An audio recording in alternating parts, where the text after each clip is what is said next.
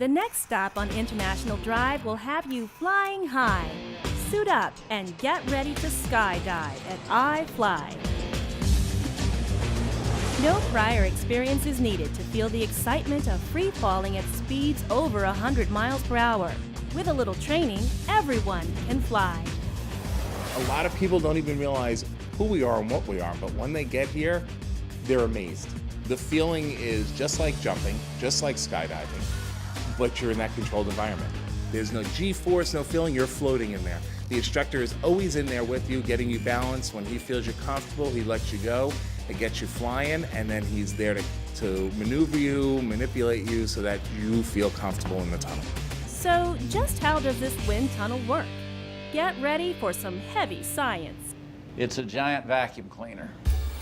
It compacts the air, accelerates it to the point where you can fly in it, and then as it extends on up the tunnel, it slows back down so we can let that air re-enter the atmosphere without a lot of back pressure and noise. Meet Bill Kitchen, the creator of iFly, a former Air Force engineer and radio broadcaster who's living proof that you're never too old to have a life of adventure. I did my first skydive in Boulder, Colorado when I was 40 years old. It was sort of a birthday celebration, and I fell in love with the sport. That led to my desire for a whole new career.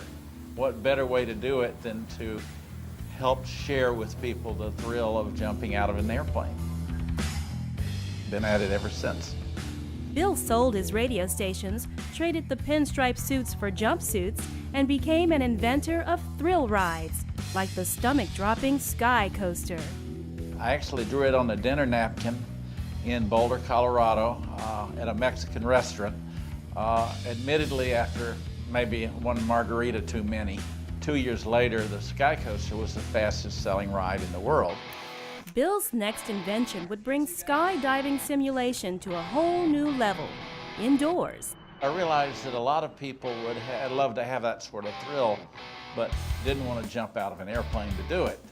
I didn't invent the wind tunnel, but I did develop the idea of creating a very smooth airflow in an electrically powered tunnel that would allow people to share all the thrills of skydiving. And so that idea is how iFly was born. iFly opened as Sky Venture in 1998.